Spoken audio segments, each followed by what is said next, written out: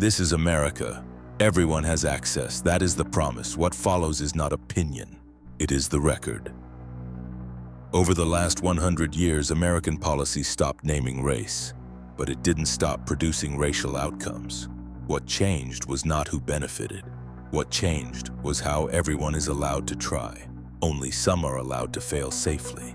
In 1934, under President Franklin D. Roosevelt, a Democrat, the National Housing Act created federally backed mortgages and the modern housing market. Homeownership became affordable. Monthly payments replaced large cash purchases. White families bought homes, built equity, and passed wealth forward. Black neighborhoods were redlined, denied credit, and locked out of ownership.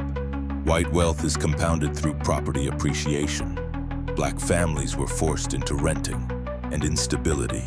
In 1935, under President Franklin D. Roosevelt, a Democrat, the Social Security Act established retirement and unemployment protections.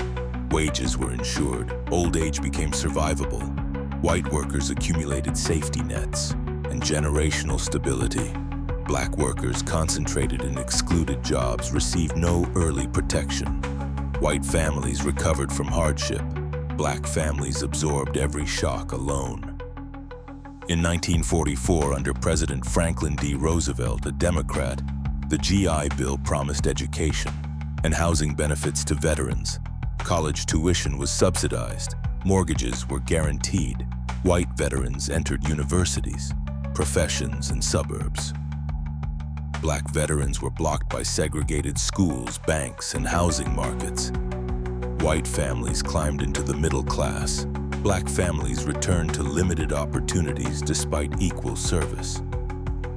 In 1956, under President Dwight D. Eisenhower, a Republican, the Federal Aid Highway Act funded interstate highways. Across American cities, commerce accelerated, suburban growth expanded, white commuters gained access and mobility. Black neighborhoods were divided, displaced, and destroyed. White property values increased. Black communities lost homes, businesses, and continuity. In 1970, under President Richard Nixon, a Republican, the Controlled Substances Act created a federal drug enforcement framework. Law enforcement authority expanded.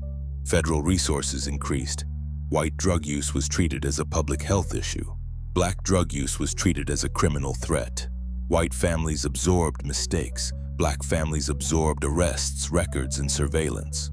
In 1986, under President Ronald Reagan, a Republican, the Anti-Drug Abuse Act established sentencing disparities between crack and powder cocaine.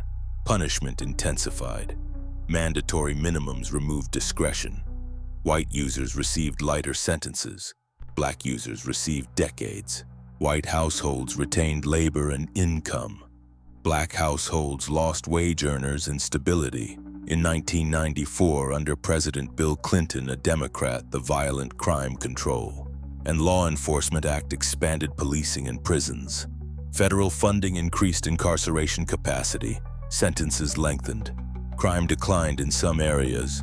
Black communities lost generations to prison. White neighborhoods stabilized.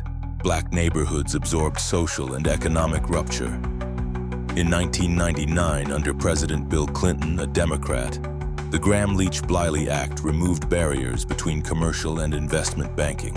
Financial markets expanded. Risk multiplied. White borrowers received credit with protection. Black borrowers were steered into subprime loans. White households recovered from defaults. Black households lost homes permanently. In 2008, under President George W. Bush, a Republican, the federal government stabilized financial institutions. During a market collapse, banks were rescued, markets were preserved, shareholders recovered value, homeowners faced foreclosure, white wealth rebounded with assets intact, black wealth evaporated with housing loss. From 2009 to 2010, under President Barack Obama, a Democrat, recovery programs prioritized financial stability over homeowner restitution. Markets rebounded quickly, corporate balance sheets healed, white families re-entered asset markets, black families were locked out by damaged credit. Recovery became uneven. The gap widened. In the 2010s, under President Barack Obama, a Democrat, foreclosed homes were sold in bulk to private investors. Housing shifted from ownership to investment. Rental markets expanded. Investors gained long-term cash flow. Former black homeowners became renters. Equity disappeared. Extraction replaced accumulation. In 2017, under President Donald Trump, a Republican, opportunity zones were created through federal tax policy. Capital gains were protected. Development accelerated. Investors benefited from tax shelters. Residents faced rising costs and displacement. Money moved freely. Communities did not. In 2020, under President Donald Trump, a Republican, pandemic business relief was distributed through private banks. Speed depended on relationships. Access determined survival. White-owned businesses received early funding. Black-owned businesses closed at higher rates. Stability was preserved for some. Loss was permanent for others. Now the outcome.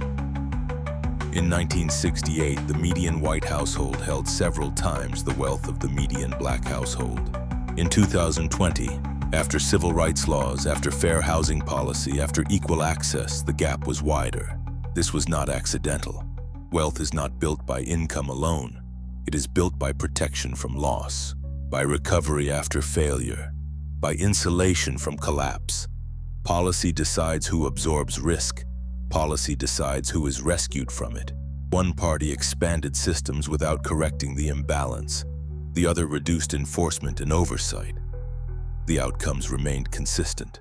Everyone was allowed to try. Only some were allowed to recover. This is not about intention. It is about the effect. This is not about belief. It is about accumulation. Everyone has access. The outcomes tell the truth. 2 wings, 1 bird. If equality feels oppressive, then inequality is functioning as intended.